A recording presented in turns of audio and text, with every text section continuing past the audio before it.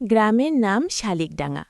ছোট্ট একটা গ্রাম, চারদিকে সবুজ ধানক্ষেত, কাঁচা রাস্তা আর মাটির ঘর।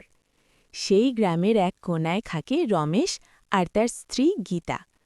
রমেশ একজন দিনমজুর, কখনো মাঠে কাজ করে, কখনো ইট ভাটায়। আর গীতা বাড়িতে থেকে সংসার সামলায়, মাঝে মাঝে অন্যের বাড়িতে কাজ করে কিছু টাকা আনে। সকালের আলো ফোটার আগেই গীতার ঘুম ভাঙে, চুলায় আগুন জ্বালায়, একটু ভাত আর লবণ মরিচ দিয়ে রান্না করে। গীতা আস্তে করে বলে, শোনো, উঠে পড়ো, আজ তো কাজ আছে না? রমেশ চোখ মেলে তাকায়, ক্লান্ত গলায় বলে, হ্যাঁ, কিন্তু শরীরটা খুব ভালো লাগছে না। খালি পেটে তো শক্তি থাকবে না, আগে একটু খেয়ে নাও। রমেশ বসে খেতে খেতে বলে, তুই কি খাবি? গীতা হেসে বলে, কিন্তু সত্যি কথা হলো, গীতার জন্য আলাদা করে কিছুই থাকে না। রমেশ কাজের জন্য বেরিয়ে যায়। সারাদিন খাটুনি শেষে সে যখন ফিরে আসে, তখন তার হাতে থাকে মাত্র 200 টাকা। গীতা হাসিমুখে টাকা নিয়ে বলে, এতেই তো অনেক কিছু হয়ে যাবে। সে টাকা দিয়ে চাল, ডাল আর একটু আলু কিনে আনে।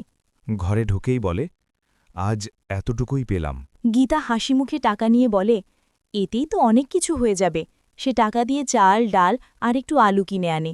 হঠাৎ রমেশ বলে, তোর কোনো স্বপ্ন নেই গীতা? গীতা কিছুক্ষণ চুপ থেকে বলে, স্বপ্ন তো আছে, একটা ছোট্ট পাকা ঘর আর তোমার একটু ভালো কাজ।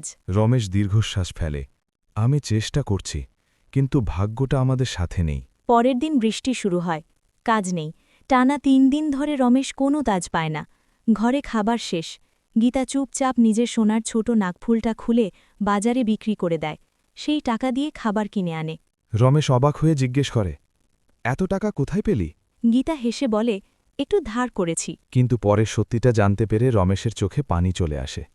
সে কাঁপা গলায় বলে, তুই আমার জন্য এত কিছু করলি? গীতা হালকা হেসে বলে, তুমি না থাকলে আমি বাঁচব কিভাবে? সেই মুহূর্তে রমেশ মনে মনে প্রতিজ্ঞা করে, যে করেই হোক সে তার স্ত্রীর মুখে হাসি ফুটাবে। কয়েকদিন পর সে শহরে গিয়ে একটা স্থায়ী কাজ পায়। দিন যায়, কষ্ট একটু কমে।